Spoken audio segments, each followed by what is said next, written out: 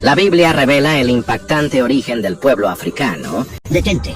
Lo que estás a punto de escuchar destruirá todo lo que te enseñaron sobre el origen de África. Porque la historia del continente más antiguo del mundo no comenzó en África. Comenzó en una tienda oscura después del diluvio, con un padre borracho y una maldición que cambiaría el destino de millones para siempre. Y lo que la Biblia dice realmente sobre esto es algo que casi nadie se atreve a enseñar. Porque la verdad es incómoda, porque ha sido distorsionada durante siglos. Si te quedas hasta el final, comprenderás por qué el origen africano no es un accidente, sino parte del plan más antiguo jamás revelado. Acto 1. El misterio oculto. ¿Y si te dijera que todo lo que sabes sobre África es solo la mitad de la historia?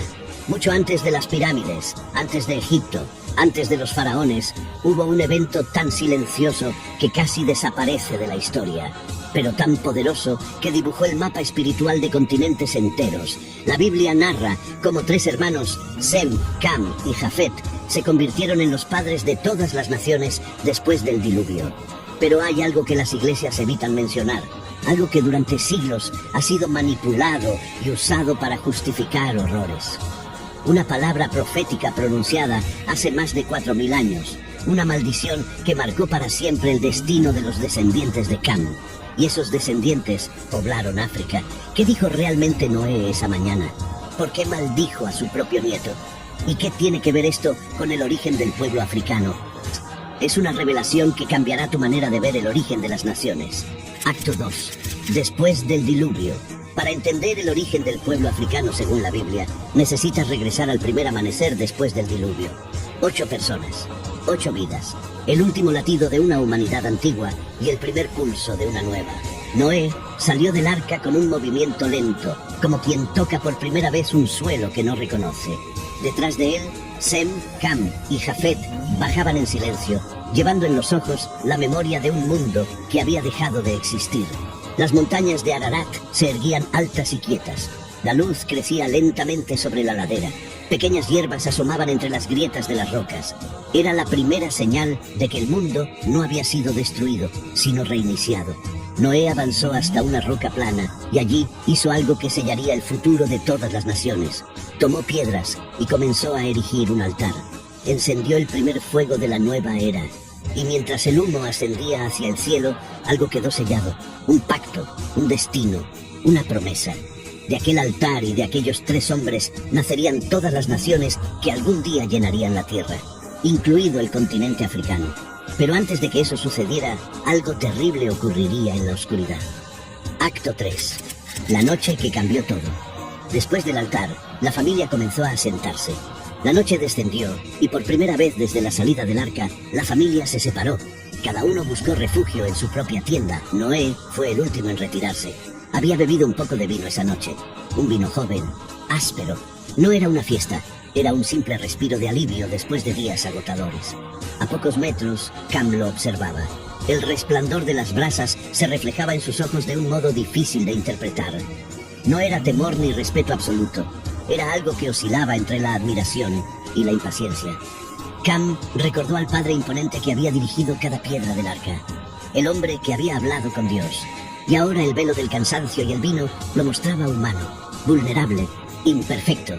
Ese contraste sembró en Cam algo sutil. Una mezcla de impaciencia, desconcierto y una sombra tenue de resentimiento. Entonces, sin pensarlo del todo, Cam se puso de pie. Dio unos pasos hacia la tienda. La entrada estaba entreabierta. Cam levantó la mano. Esperó un instante, pero la duda solo duró un parpadeo. Entró. Noé estaba tendido sobre un manto, respirando con calma profunda. Su desnudez contrastaba de manera dolorosa con la imagen del patriarca que Cam guardaba en su memoria. Cam no habló.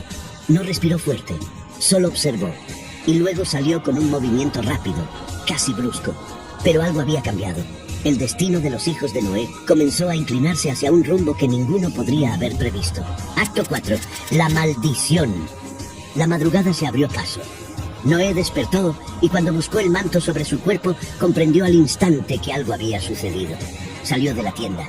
Frente a él, Sem y Jafet conversaban en murmullos tensos.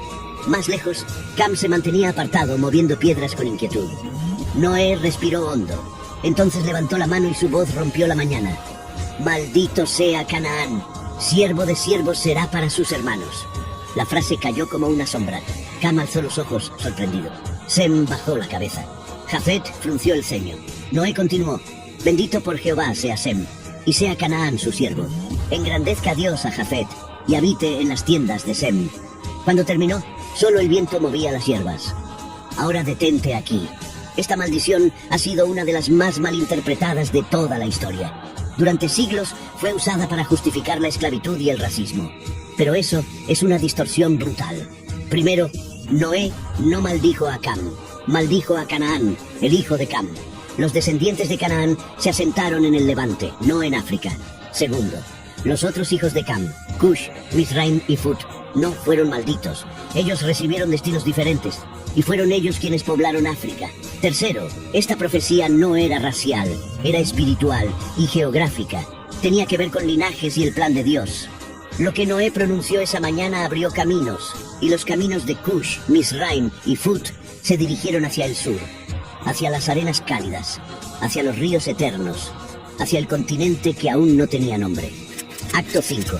La dispersión hacia África. Los años pasaron. Los hijos de Noé tuvieron hijos hasta que la llanura se llenó de voces. Lo que había sido una familia se convirtió en un pueblo. Entonces surgió entre ellos un deseo: construir una ciudad, una torre, un nombre que los uniera para siempre. La llanura de Sinar se convirtió en un hervidero. Hagámonos un nombre, decían. Era un intento de desafiar el destino, de resistir la orden divina de esparcirse por la tierra. Pero una mañana, algo imperceptible comenzó a quebrarse. Las palabras mismas empezaron a deshilacharse entre sus labios. Un albañil pidió agua. Lo que escuchó fue un murmullo incomprensible. La confusión se extendió como un relámpago. Las palabras se fracturaban en el aire. Lo que antes era un único pueblo se volvió un mosaico de voces que no podían encontrarse.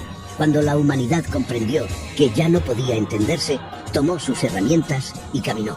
Unos hacia el norte, otros hacia el este, muchos hacia el sur. Y así comenzó la gran dispersión que llevaría a los descendientes de Cam rumbo a África. Acto 6. Los 3 linajes africanos. Hubo un grupo numeroso, marcado por la herencia de Cam, que miró hacia el sur, hacia regiones donde el sol caía más fuerte y la tierra se extendía sin bordes. El viaje no fue rápido. Pasaron estaciones completas, pero había una sensación compartida. Se dirigían hacia tierras antiguas, vastas y fértiles. Los hijos de Cam comenzaron a descender hacia regiones que llevarían nombres que aún resuenan: Cush, Mizraim, Fut, Cush, Nubia y Etiopía. Los descendientes de Cush avanzaron hacia el sur. El paisaje se transformó. Grandes ríos serpenteaban entre márgenes llenas de vegetación. Una mañana vieron un valle donde un río enorme cortaba la tierra como un hilo de plata. Allí reconocieron sus primeras moradas. Era el inicio de un reino que sería llamado Nubia y Etiopía. Mizraim, Egipto.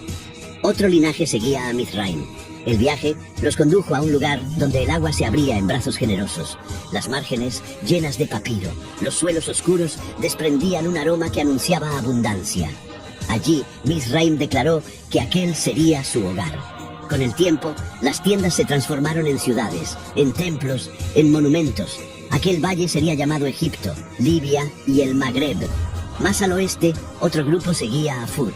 Sus pasos se internaron en regiones de desierto que exigían resistencia. Los descendientes de Fut aprendieron a leer el desierto como otros leen el mar. Allí, en ese horizonte que sería conocido como Libia y el Magreb, nació un pueblo resistente, hábil. Y así, los 3 linajes de Cam se desplegaron sobre un mapa que todavía no tenía nombre. Pero África ya comenzaba a tomar forma bajo sus pasos. Acto 7. África en la historia sagrada. Aquellas tierras no quedarían aisladas del gran relato de Dios. Egipto fue uno de los primeros lugares donde la familia de Abraham encontró refugio. Fue allí donde José ascendió desde una prisión hasta el poder. El Nilo se convirtió en un puente entre África y el pueblo de la promesa. La liberación de Israel, narrada con plagas y mar abierto, ocurrió precisamente allí, en África. Siglos después, fue hacia Egipto, donde José y María huyeron con el niño Jesús. África se convirtió nuevamente en refugio, y cuando Jesús caminó hacia el Calvario, un hombre de África apareció, Simón de Cirene, obligado a cargar la cruz. Un africano siguiendo al Salvador hacia el monte del sacrificio. Pero aún había más. En una ruta entre Jerusalén y Gaza, un funcionario etíope viajaba leyendo palabras que no comprendía. Felipe se acercó. Esa escena marcó el primer encuentro directo entre el Evangelio y el corazón del continente africano. El etíope fue bautizado, llevando consigo la luz del Evangelio hacia el sur. África se convertía en tierra de anuncio. Cuando miramos hacia atrás, hacia esos primeros pasos después del diluvio, todo adquiere un sentido que solo el tiempo revela. Lo que comenzó con una familia temblando frente a un mundo vacío, terminó convirtiéndose en un entramado de pueblos que se extendieron por continentes enteros. Y África estuvo allí desde el principio, respirando junto a los hijos de Cam, levantándose en cada valle, en cada río, en cada desierto. A lo largo de las escrituras, ese continente se convirtió en refugio para patriarcas, escenario de liberación, cuna de reyes, ruta de profetas.